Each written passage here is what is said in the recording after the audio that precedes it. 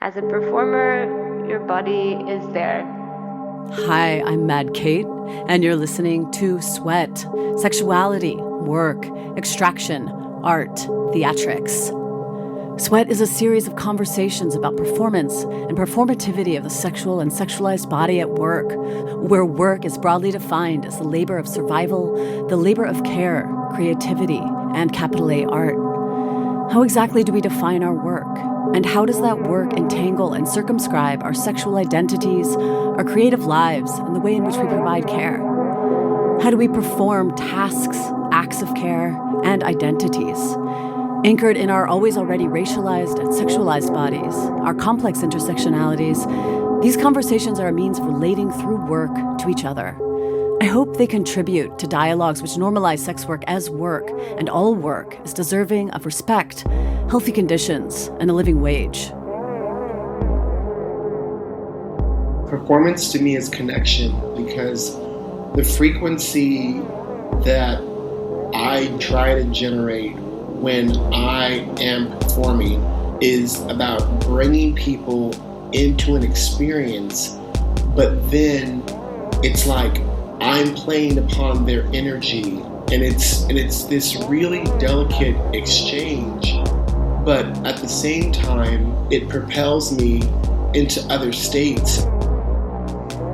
My conversation this month is with American rapper, performance artist, writer, and poet Mykki Blanco. Blanco just announced his newest album since 2022's Stay Close to Music. It's called Cafe Paradiso, out September 4th via Transgressive Records, and it includes 3 videos shot in and around Berlin. I had the pleasure of speaking with him from his home in Tangier, Morocco, where he recently moved after years living between Lisbon, Paris, and Switzerland. Seriously, I think that too many people around the world are struggling at a level that I have never seen in my entire life. I've never in my life known more people that I love that are barely getting by. I mean, it's money. All of the billionaires have the money. Blanco has been an outspoken voice in music since the early 2010s, when he first emerged from New York's underground scene, fighting, in his own words, to be seen as an artist first in an industry that wasn't always ready for him. He's been publicly living with HIV for a decade, using songs like Carry On to push back on stigma. And before he ever picked up a mic, he was a poet, publishing his first book, From the Silence of Duchamp to the Noise of Boys. He reflected with me on performance as connection, what it means to hold a stage alone for an hour with nothing but his own instincts. And we closed out talking about the global economy, the gap between billionaires and everyone else. Where I'm living now, this is my full-time home, I'm living like a 12-minute walk from the sea. And that's one thing that it's something that I've always kind of dreamed of, but I guess what I'll bring into the kind of the conversation is the restorative power of the sea, of particularly the Mediterranean Sea. And it's funny because I live basically near the 2,500-year-old Casbah, Medina. And when I jump, so there's a small little beach near my place, and then there are these rocks that people, jump off of, and then there's another patch where people hike and then jump off of rocks. And it's like every time I'm in that water, growing up in the States, when I was growing up in California, as a child, I didn't mind so much, but, we just had the Pacific and it was ice cold.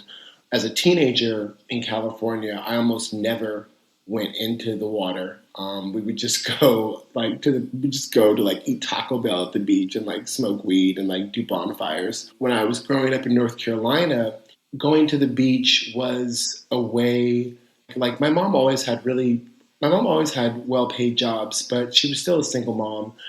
So, going to the beach was usually our kind of big summer holiday thing. And she would, we would go to we would stay at a Hilton, and we would go to the beach. And with the Atlantic, with the ocean, that was always really nice. But, you can never really see in the Atlantic. It definitely gives you a sense of peace. But also the ocean feels so dangerous. particularly where we were in North Carolina, you had to look out for sharks. But there was always this element, where you had to, which is kind of an energy around America anyway, that you have to watch your back. That you have to you have to be careful in the water. When you're in nature in the United States, most places you have to be wary. And so when I first started spending more time in Europe, and in particular, the very first time I went into the Mediterranean Ocean, first of all, I'd never experienced like clear water, and I had never experienced that level of salinity. So I had never experienced what it was to just kind of like float, because I'm also like, I'm not the best swimmer. So I had never before felt this freedom to really like go out into the sea. And like, I remember the first time, I was really tentative and like timid, and like, my friends were like, no, like this isn't like the ocean. Like you can really like swim out, and like no big current is gonna like take you. And I had never felt that relaxed and that safe. And I think once over a few years, obviously over a few trips and experiences, once I really understood that safety, it really changed my relationship to water, because I was like, oh my God, I love this body of water. I love that I can swim in this body of water. I love that I can float. I love that I can see. Oh my God, that was the other thing. Coming from America, I had never seen fish in water. I'd never seen sea life in water. I'd never experienced that. So being able to put on goggles and experience, that and swim down, I literally felt like I was like a mermaid sometimes. And so usually I haven't done it actually. I just got back into town and I haven't jumped in the sea yet, but today I'm going to make a point to do that. But yeah, all of this stuff I'm saying is already scientifically proven. So it's nothing new under the sun. But, when we see those people online, those wellness influencers who live in tropical places year round and, and really make, a lifestyle brand out of just normal, healthy stuff, because people who live in cosmopolitan cities or rural places that are not near water can't do that. I think, there's a level of idealization. And then, once you are kind of back in the saddle of these like port cities or places, you're like, oh yeah, this is just so common sense. Like, this is just so common sense. And I feel better and I feel calmer, and it really is, it really, for me, it really does each time feel like a little baptism. Absolutely. Oh, it's so restorative to be in and near the water. I mean, when I moved to Berlin, which is so landlocked, the first night I moved to Berlin, I had to walk to the nearest body of water just for what it could do for me. And it's not even, the Spree is the river that runs through Berlin. It's not even a nice body of water, really. It's very dirty, but it still did something. The water, it renews, it baptizes. Yeah, I grew up in Virginia, so I was also just on the East Shore with my mom, and I went to the Atlantic, and I was teaching my kid to be careful with the undertow, with many things that you find in the water there. It's not the it's fine. The Atlantic is actually pretty fine, but it's like, yeah, you can't, unless you're a good swimmer, you can't really go out in the Atlantic. No, you got to be super careful. I teach her to really to respect the ocean, right? And to respect it when it's got that fierceness underneath, and like know your limits. But also, speaking of the Mediterranean, it has that, like, as like any body of water, it has the restorative quality. And then, of course, when I think of the Mediterranean now, I think of all of these migrants who've been trying to cross the Mediterranean and are forced to, because it's not legal to come into Europe, or very difficult to come into Europe legally for so many poor migrants, that they are taking these boats and drowning, and that Frontex in Europe is still letting this happen, and the tragedy of that. Right. It's just unbelievable. It feels so unjust that some of us can just kind of easily travel, and others are taking these very dangerous boats to try to make the passage into Europe and not surviving. And that the way in which we create these systems in which immigrants have to come in illegally if they want to make this passage, and so they're automatically criminalized, and of course it makes me think as well as like what's happening right now in the U.S. with ICE and the massive amount of arrests and killings happening right now as well. Well, and they're pretty much trafficking people. Yeah, also yes. I mean, the Yes. way that they're moving people around detention centers, and I mean, they're trafficking people.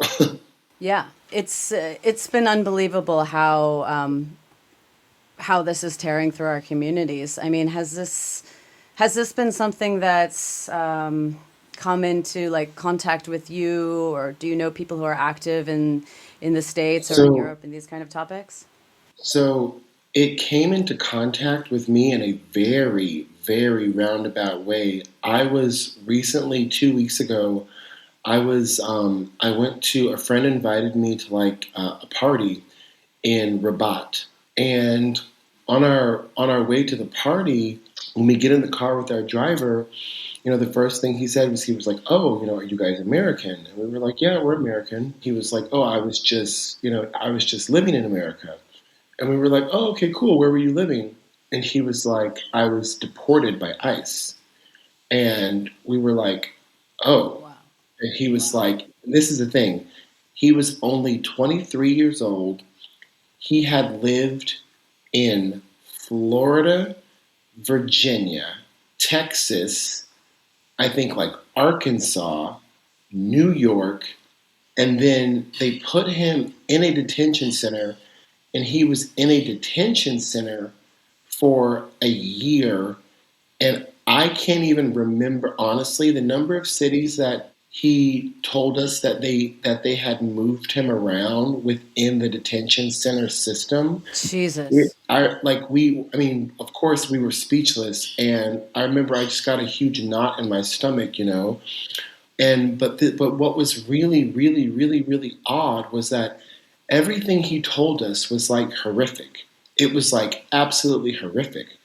And then as we were kind of like nearing where we were going, he was like, "But I'm going to go back." And no one said anything. And then I just said out loud, I was like, why? I was like, why would you want to go back? Because he also had told us that he had family in France, and then that he had family in the UK. And I said, if you spent like a year after you were caught, if you spent a year being moved around and then a year like in different detention centers, why would you want to go back? And he was just like, because that's my dream. And he Wow. was like, because that's my dream to be there. And he was like, and then he was like, before I got caught, he's like, before they caught me, I loved being there. And I was just like, okay, what else, what else can you say? This guy was like I said, he was like 23 years old. But like the idea, I don't know, I don't know, in a way, I guess I could understand maybe in this, like, I'm going to beat the system, but like, that seemed really like I was like, this kind of seems like border. I was like, I would never go back to a country that put me in a detention center.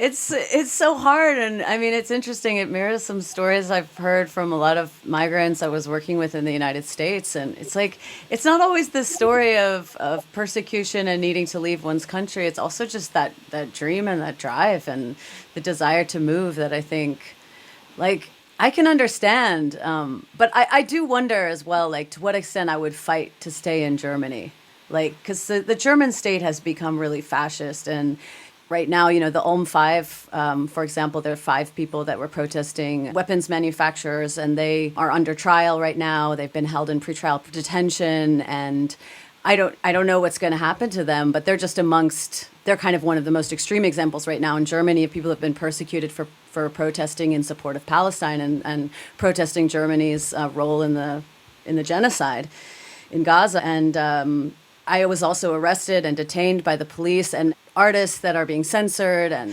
I kind of wonder, to what extent will I put up on with all of this to stay here? Yeah, Oh, my life is here for yeah, your life is, I mean, it's, yeah, your life is there for 22 years. That, you know what I mean? That's not a small thing. I don't know. I mean, to what extent do you think you would want to fight to stay in a place that didn't want to have you?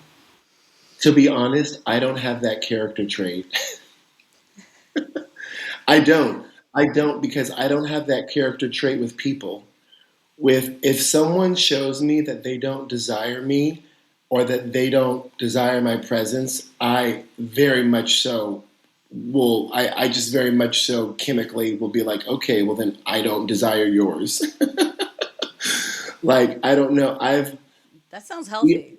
I've Actually, that well sounds healthy. there's something, well, I don't know. There's like something, well, I don't know. I've always been really good in like a crisis. And there's also just kind of like, there's kind of something about like a certain kind of rejection that I've never internalized. And I just like, I don't, yeah, I don't have like, I really don't have like that. If something isn't working, I will literally pack my bags like the next day and go. I mean, that I have to say that does sound very healthy. Well, what brought you to Morocco now? Like, what was the drive to go there? Well, so I first came here in 2022 because for almost 5 years I lived in Lisbon, Portugal. And my Portuguese friends first brought me here, and I had never heard of them. I had honestly, I mean, I had maybe heard of it conversationally, but I knew nothing about the history. And when I came here, you know, I started to do some research. And when I learned, you know, about Tangier's colorful past and just how unique this place was and how important it's been to artists and writers and also how it has a very distinct character unlike anywhere else in Morocco, I just really fell in love with the place on this trip. And then I came back and I spent a long time here in 2024. And that was when I was like, okay, I was doing my master's and I was living in Switzerland, but only temporarily. So I was like, okay, when I'm done with this, you know, I'm going to need to work on my album, but which is so basically I'm going to be like in transit for like 2 years, which is something that I kind of knew, like, but it was on paper, but the experience was kind of different. But basically, yeah, I mean, I was in school and then I left school and then, yeah, I did the album, but I just was like, in 2024, I was like, I'm going to try to live here. I'm going to make this work. I'm going to try to make this work because this place meets all my requirements for, you know, what I would consider to be a really good place to call home. The right moment was this moment. Like after I was in Berlin when we did the music videos, I was briefly in Mexico City, and then I was in the United States for 3 months, and then I knew basically pretty much that at the end of May, June, that I could make the move, and I did. How does it feel to be queer in Morocco and Black in Morocco? How does it feel to be there in Tangier, especially? I mean, so Moroccans are Black. I mean, there are definitely more Arab-looking Moroccans, but there are also, particularly from the South, a lot of them are, I mean, Moroccans are Black people. I mean, also because of the indigenous Amazigh people, you know, here that were here before the Arabs, even though that we're talking like 5th or 8th century, something like this. But I guess I kind of feel as if I know why you asked that question, because there definitely is a history of colorism in Morocco and definitely a history of people from sub-Saharan and West Africa, you know, not being treated so nicely here. But I haven't experienced any of that. Being queer here, so I've met lots of queer people already, and Apparently, there's even more. And I mean, I kind of already started to meet some, but apparently the huge queer population is in Casablanca. And I've kind of already started to tap in a bit. I mean, Tangier is it's a village, it's a village in a way, but I'm starting to meet people here. I think that, I mean, you do have to be underground, but you don't have to be invisible. People aren't dumb. And I've already seen very visibly queer people here, There are a lot of queer tourists that come through here. But people also really mind their business. And also I mean, as my Moroccan friend said, she was like, because you're a foreigner, you'll really never be under the same kind of lens as a Moroccan. But then, my other friend was telling me, she was like, in the larger cities, she was like, there are lots of parents who know that their children are gay.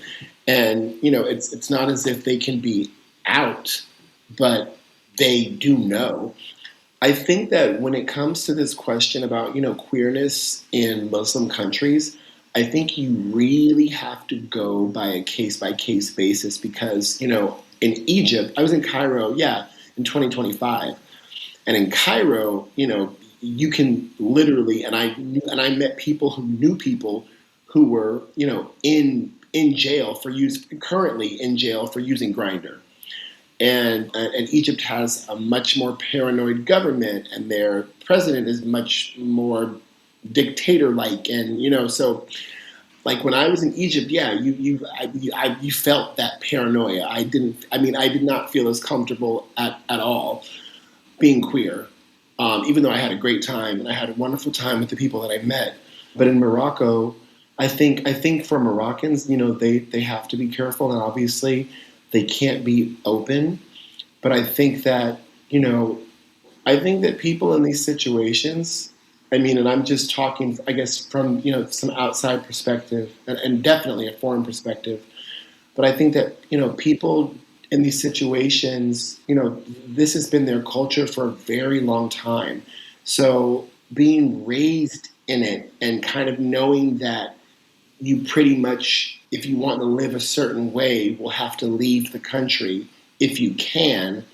I think you just develop a much more in-depth interior life. You've been out as a queer person. You've been out also about HIV status for a long time. You've been always out as a queer person, and you've watched this maybe perhaps like change from some of the topics that queers talk about in their music over time being more and more mainstreamed, maybe. I mean, like now you have this new video, Butt Sex, and which I fucking love, by the way.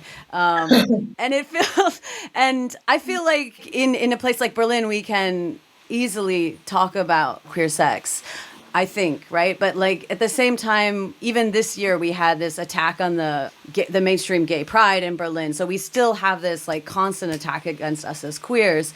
And yet also there's this mainstreaming.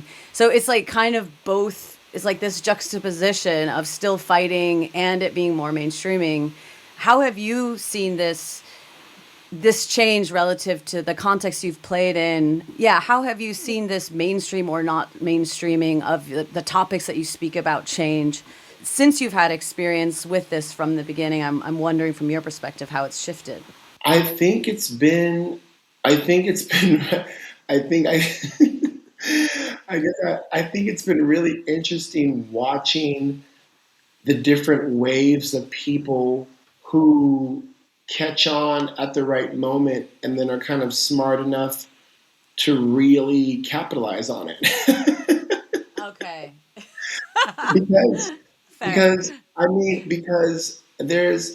because like I feel like so much of like the 2010s and then like the 2010s up until particularly from 2016 to 2020, I feel like the world, and especially the Western world, we were so embroiled, and rightly so, in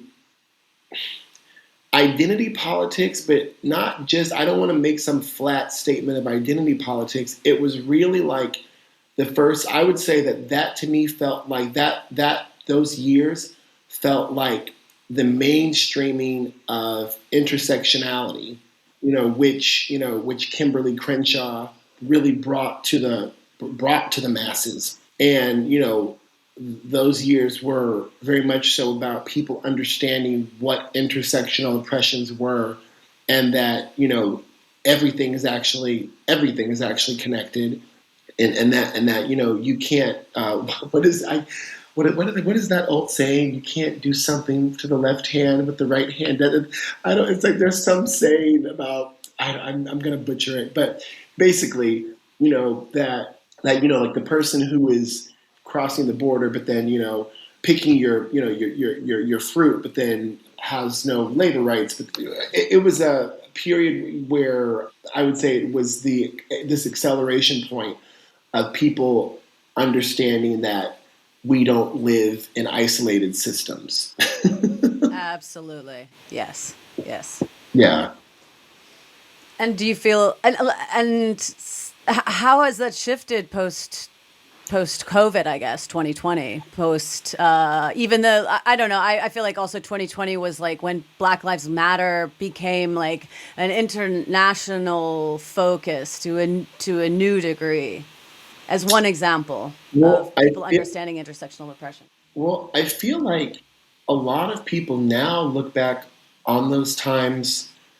Sadly, I don't know if people look back on them fondly, or if they kind of now just view or they try to, and maybe this is like a psyop as well, or they try to just brush it all under this rug of being just virtue signaling. Yeah. Because there was also a lot of mess. It was a really, really, really, really messy time. I mean, thinking about the level at which people felt comfortable calling out other people for the simplest things. It also brought out the worst in people, as far as I am right because I view this, or my tribe is right because we view this, and also a lot of people taking advantage, people grifting and taking advantage of, I would say, a certain level of public sympathy. But yeah, it's kind of difficult for me to answer that, because I really do feel like there's a large swath of the population that doesn't actually look back on the value of those years, and kind of just sees it all now as this like mess of like virtue signaling and cancel culture. Yeah, it's true. I mean, I think this maybe this connects to a lot of what I try to get at this show, which is around performance. And for me, like, virtual signaling, I guess, is a kind of performance. I'm not sure how I feel about it, because, like, in the context of social media, I feel like everything is kind of performative to some degree. Right. It's not, I mean, it's a kind of activism, but it can't fully be. I don't know. I don't know. That can also be debated, but maybe it takes me to this question around what is performance? I mean, you've been doing, I see you as a performance artist. Your project started as a performance art project. What is performance to you? God, performance to me is connection. Performance to me is connection, and because it really is, to me, performance is connection, because the frequency that I generate, or the frequency that I try to generate when I am performing, is about bringing people into an experience, but then it's like I'm playing upon their energy, and it's this really delicate exchange, but at the same time, it propels me into other states. And I remember when I was much younger and doing these tours for the first time, doing these large tours. And, I remember there was at one point where, I was like, oh, I wish I would love to have, dancers with me, or I would love, I had dreams of, a larger stage show, but, not having that, not being that kind of artist, not having that infrastructure, it pushed me because, and this is also a characteristic of my personality, but, it pushed me to learn all of these theatrical tricks, all of these ways in which to really kind of like conjure a crowd because it's only me. And so it's like I have to be this like kind of like human battery that has to last for an hour and sometimes an hour and 20 minutes. And so it's just there's no way that I could be who I am without the level of relentless touring. I mean, when I first started, I think like I think when my career really picked up, when I really first started, I was on tour for like 2 years. And, I was 25, 26, and 27. Those years I toured like crazy, crazy, crazy, crazy, crazy, crazy, crazy. And I've always toured a lot. But those years in particular, I remember it was like bum, bum, bum, bum, bum. But while it maybe definitely wasn't so psychologically, it wasn't so good psychologically, it definitely, there are things that I know this about me when I get on stage or when I'm in any performance space. There are so many things that I look for that I can do, and they come to me so fluidly, and that can only happen over time. I can see a stage and see if there is two speakers and they're nailed down, and I can see a steel bar and I can see that they're sturdy, and I can see I like my eyes scan a space and I can see things I can climb on. I was just in the English countryside, and right before I went on stage, I noticed they had these huge fern leaves. And so I just grabbed, a handful, and that was such a great prop. And yeah, just there's just it's just so deeply ingrained in me. But performance for me really is connection, because the people that I meet after the show, I'll never know what it's like to watch me. um, I'll never know, but to be able to experience, the new friendships, the new opportunities, and to know that that came from a performance means the world. When you perform, do you feel like you come into a space that's more authentically you, or is it about putting on a character when you get into that performative space? It's definitely authentically me. I pretty much perform sober. Sometimes I'll have like a glass of wine, but I stopped performing with any substances or anything many years ago, because I realized it completely would cut my connection.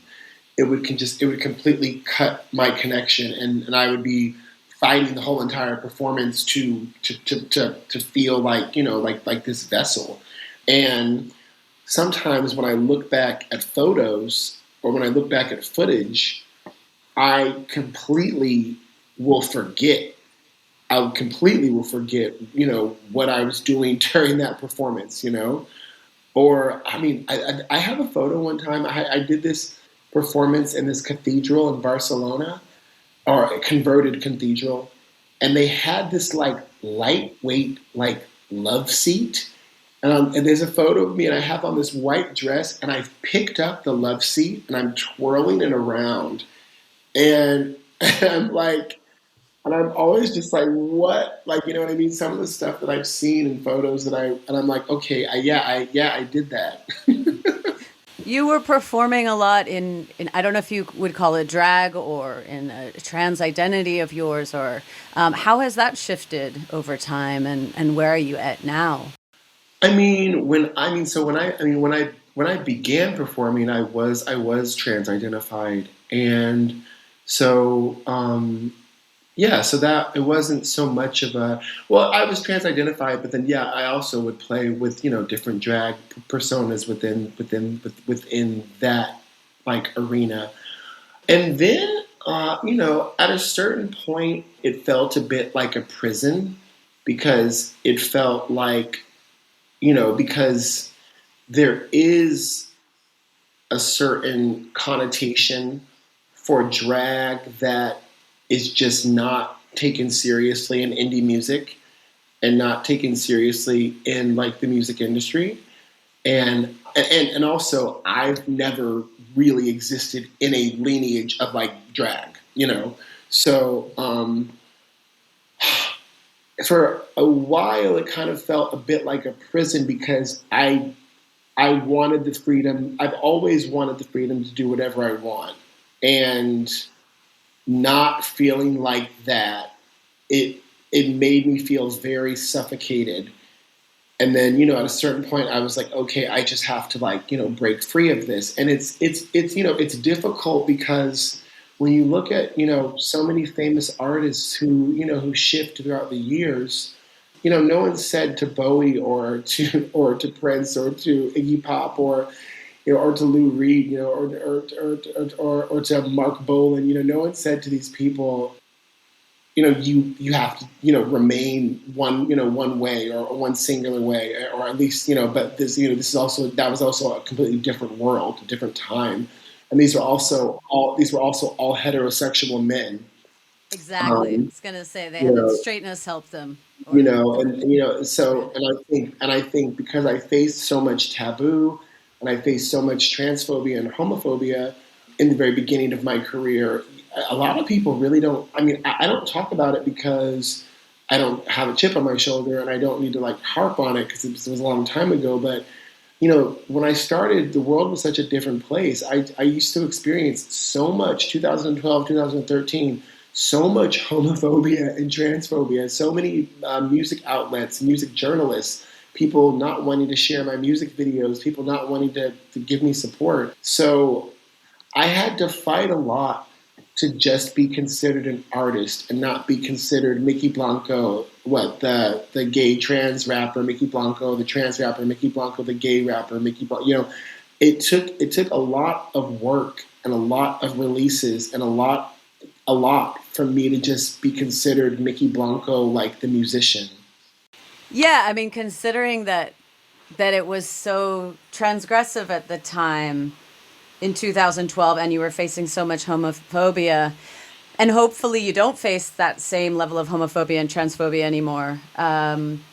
What do you feel like are some of those transgressive issues that are right now being censored, or where do you feel like the stigma is focused at this point, if there is? To be honest, like I think my answer might surprise you. Bring it. I I yeah, I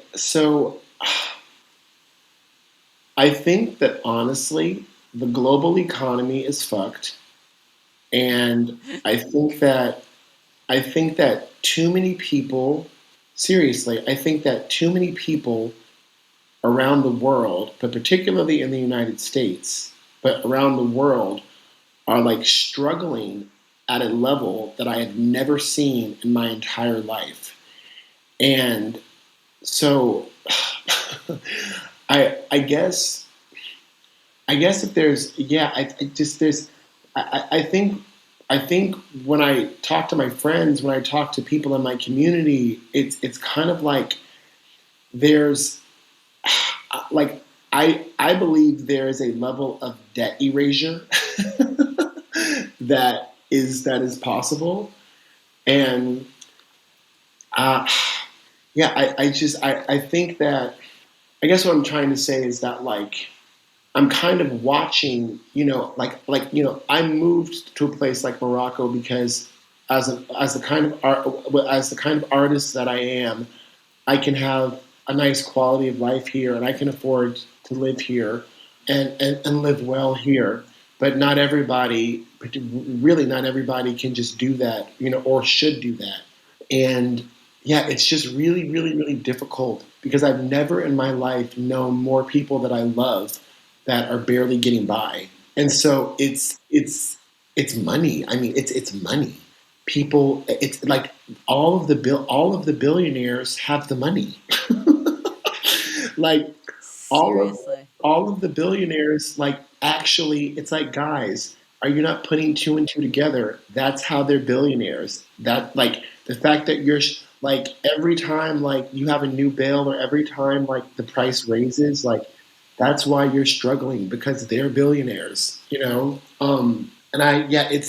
it maybe seems like a kind of a random thing that I would throw in, but it's never in my, I'm 40 years old, and never in my life have I known more people that in past years, or even just 2 years ago, were financially stable, are now financially unstable because of the global economy, and can't afford to live, can barely afford to live in their cities, can barely afford their groceries, can barely afford, have to pay, you have to have two or three jobs. So yeah, it's becoming pretty difficult to be an artist anywhere. Yeah, absolutely. I completely agree, and I think that with with artificial intelligence tools, it's also speeding up the extent to which things are happening because we're like outsourcing some of these. If hopefully we're not using it to create our art, but like if we're outsourcing those mundane tools to speed up, it's like causing everybody to speed up, speed up, speed up, to keep up and to keep up and to keep up. And what I find is that I'm really time poor, I'm really money poor, and I'm getting older, and I don't know how to continue with this pace. No, it's, and that's the other thing. This is not just like a Berlin thing, or a Paris thing, or a New York City thing, or an LA thing. Like, my friends in smaller American cities, my friends in smaller European cities, like there's something going on, and it's very, very like, I've never known swaths of people to not have resources. Yeah. I mean, but it also feels like in art, I don't know what you think about this. Like, I feel like we've been talking about capitalism and money and the grind and all of that for a long time, and yet like it's not changing somehow. I don't know. Like, how can the conversation change as artists to actually actualize change? I that to be that really that feels beyond me. That feels beyond me, because it's kind of like when people are in survival mode, they people have I think people have an idealized version of themselves where when they're in survival mode, they'll think of others, but when you're in survival mode, you only think of yourself and your nearest and dearest. Because Yeah. how possibly can you? Yeah. Yeah. You know? Yeah. So like what is care? Yeah, how does care look for you right now when we're talking about like taking care of each other in our communities? And if as a performer you feel like you can bring that to your stages.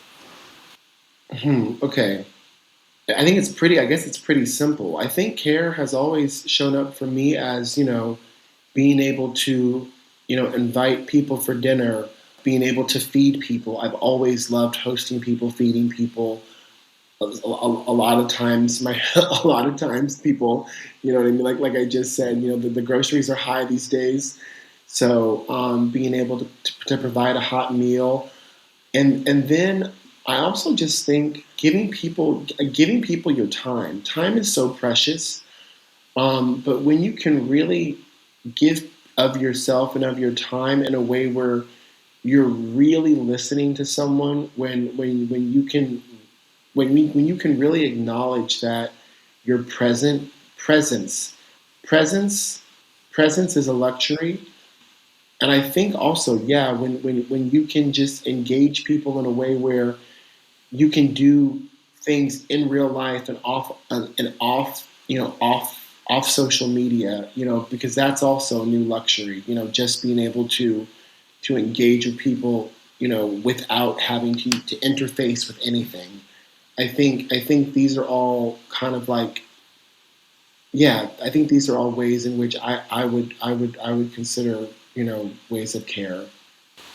Absolutely. And to that, thank you so much, Mykki, for giving me your time. And it was a pleasure as well to do the video with you, which touches on that billionaire class. So yes, so sinister. Yes, check out NYC Dogs, and the whole album is really fun and great music. And yeah, it's been a pleasure spending this hour with you. Thank you, Mykki.